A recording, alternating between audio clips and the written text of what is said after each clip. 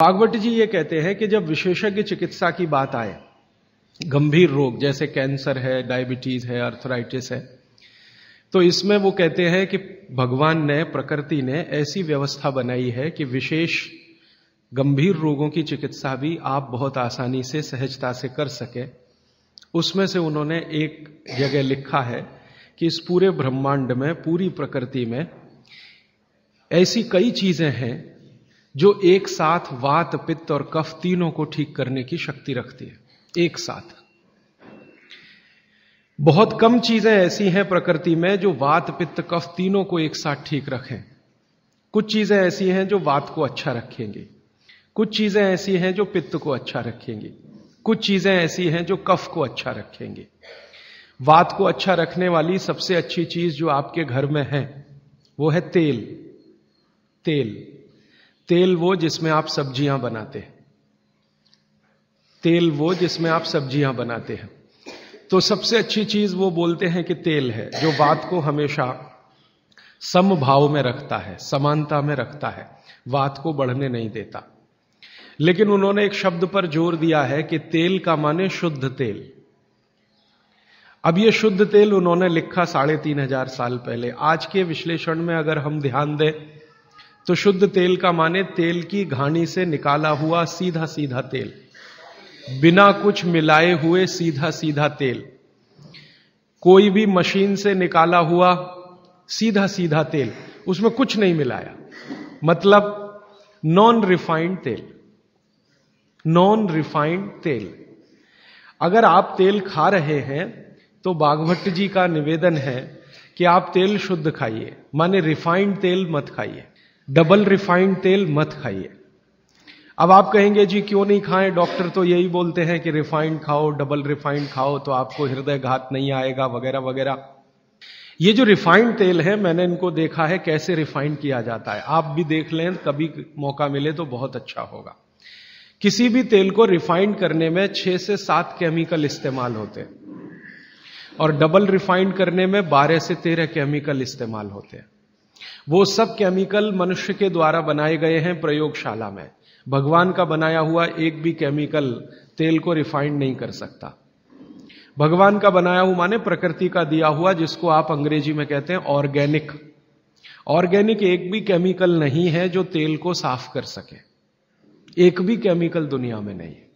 जितने भी केमिकल तेल को साफ करने के लिए उपयोग किए जाते हैं वो सब इनऑर्गेनिक है, और इनऑर्गेनिक केमिकल ही दुनिया में जहर बनाते हैं और उनका कॉम्बिनेशन जहर की तरफ ही लेके जाता है। आज की दुनिया में मॉडर्निज्म के नाम पर, आधुनिकता के नाम पर जितने इनऑर्गेनिक केमिकल्स जगह जगह इस्तेमाल हो रहे हैं, वो सब आपको धीरे धीरे उस तरफ ले जा रहे हैं जहां आप जहर अपने ही शरीर में पैदा कर दें। इसलिए रिफाइंड तेल, डबल रिफाइंड तेल गलती से भी मत खाइए। भागवत जी कहते हैं कि जिंदगी भर वात को ठीक रखना है, जिंदगी भर। तो वात को ठीक रखने के लिए सबसे सरल चिकित्सा वो बोलते हैं वो तेल का ही है। वो कहते हैं शुद्ध तेल खाइए। शुद्ध तेल माने घानी से निकाला हुआ तेल।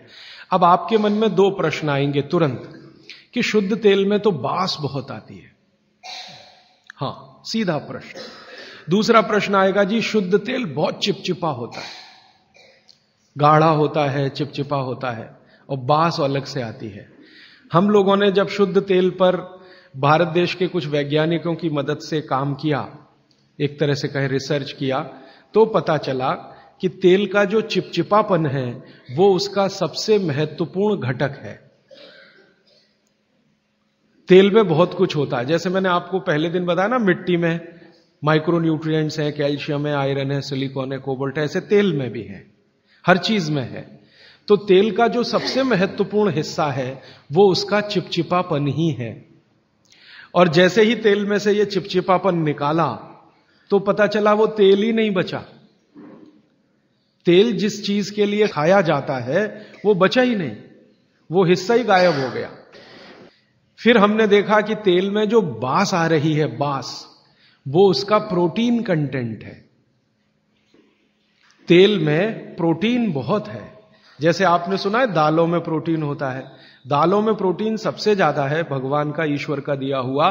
दालों के बाद दूसरे नंबर पर जो प्रोटीन सबसे ज्यादा है वो तेलों में है। तो आप जो तेल में देख रहे हैं कि उसकी बास है, वो बास जो है ना, उसका ऑर्गेनिक कंटेंट है प्रोटीन के लिए। 4-5 तरह के प्रोटीन है सभी तेलों में। आप जैसे ही तेल की बास निकालेंगे, उसका प्रोटीन वाला घटक गायब हो जाता है। अब बास निकाल दिया तो प्रोटीन निकल गया, और चिपचिपापन निकाल दिया तो उसका जो फैटी एसिड है वो गायब। अब ये दोनों ही चीजें गायब हो गई तो तेल नहीं रहा, वो पानी है एक तरह से।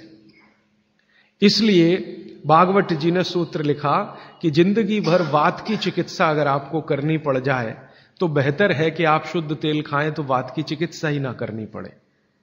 और मैंने आपको सबसे पहले दिन बताया था कि दुनिया में सबसे ज्यादा रोग वात के ही हैं, सबसे ज्यादा रोग।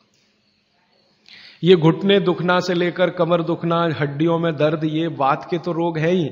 सबसे खतरनाक वात का रोग है हार्ट अटैक, हृदयघात। सबसे खतरनाक बात का रोग है पैरालिसिस। सबसे खतरनाक बात का रोग है ब्रेन का डैमेज हो जाना। तो ये खराब से खराब जो रोग आपकी जिंदगी में है, इनमें वात के खत्म हो जाने की या वात के पूरी तरह से बिगड़ जाने की भूमिका सबसे